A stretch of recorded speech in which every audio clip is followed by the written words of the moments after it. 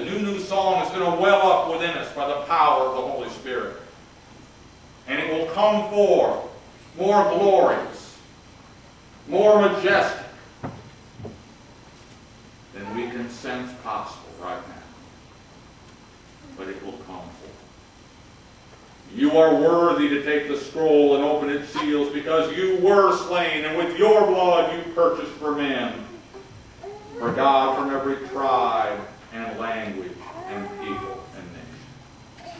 You have made them to be a kingdom and priests to serve our God, and they will reign on the earth. Both a kingdom and priests. A kingdom submitted to a mighty and gracious king. And priests. The function of a priest is to serve, but even more, to worship. This was God's purpose in creating us. This was his purpose in redeeming us. To make us a kingdom and priest for heaven. And then I looked and heard the voice of many angels, numbering thousands upon thousands and 10,000 times 10,000. They encircled the throne and the living creatures and the elders. And now the angels join in. And they join in a particular kind of voice. What's it say in verse 12?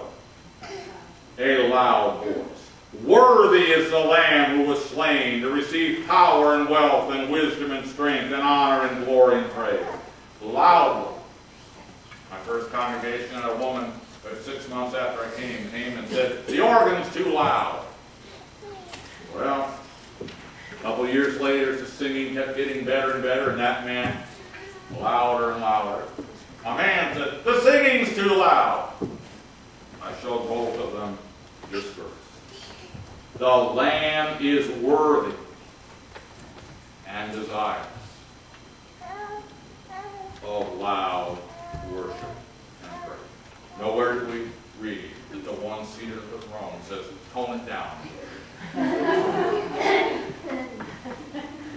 Then I heard every creature in heaven and on earth and under the earth and on the sea and all that is in them singing, to him who sits on the throne and to the Lamb be praise and glory and honor and power forever and ever.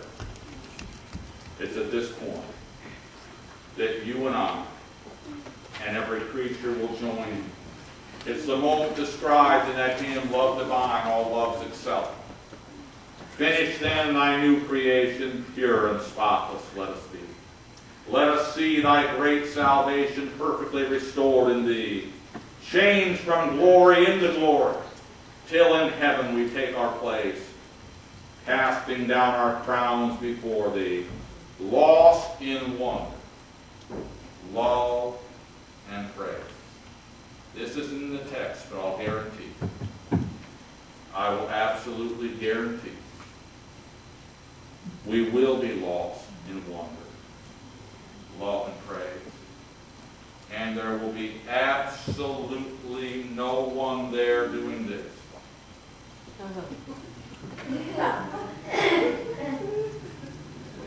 For those of you listening on the internet, I just looked at my watch. I'll guarantee it won't happen. That's because we'll have been transformed. Every distraction taken away. Self is going to be gone.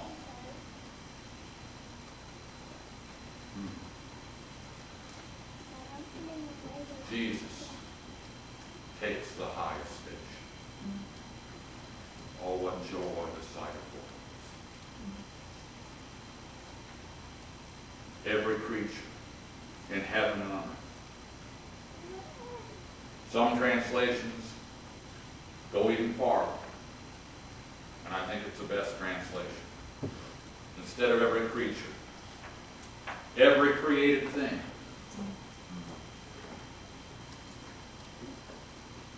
What did Jesus say to the Pharisees who wanted him to tell those who were shouting praise to tone it down?